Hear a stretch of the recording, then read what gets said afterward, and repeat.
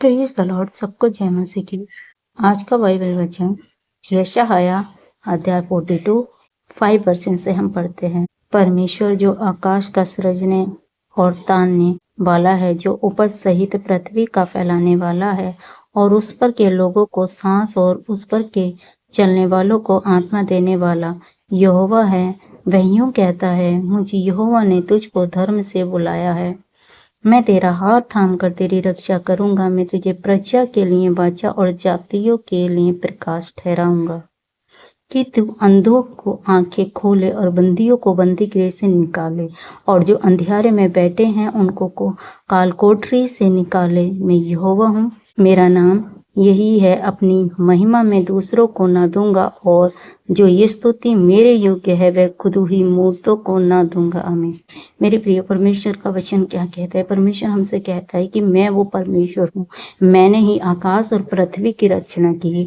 मैं ही आकाश और पृथ्वी का सृजने और ताने बाने बनाने वाला हूँ, उपज सहित। हालेलुया। पृथ्वी को फैलाने वाला हूँ। जो पृथ्वी पर आज उपज खाते हो, हालेलुया, परमेश्वर कहता है मैं ही उसे फैलाने वाला हूँ, और उस पर के लोगों को सांस और उस पर के चलने वालों को आत्मा देने वाला हूँ।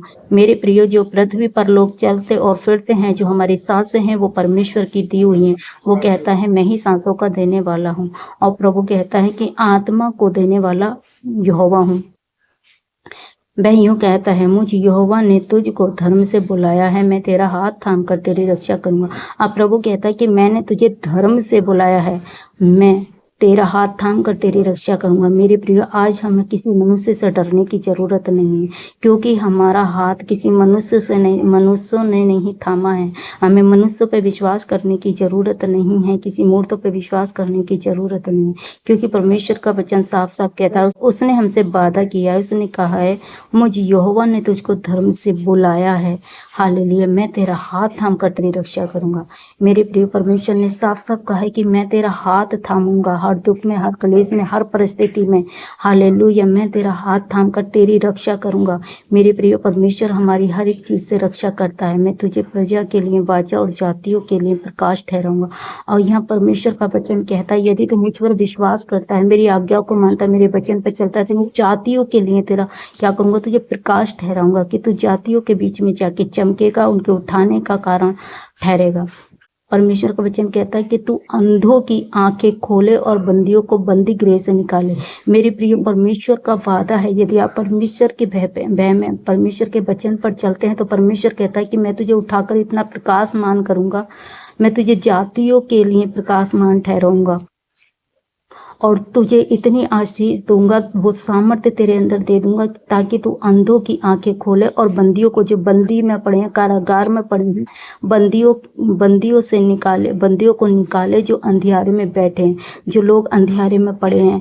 हालेलुया। जिन्हें परमेश्वर के वचन की जरूरत है, जो आजाद होना चाहते हैं, तो परमेश्वर कहता है मैं तेरे द्वारा, किसके द्वारा? जो परमेश्वर के वचन पर चलता है।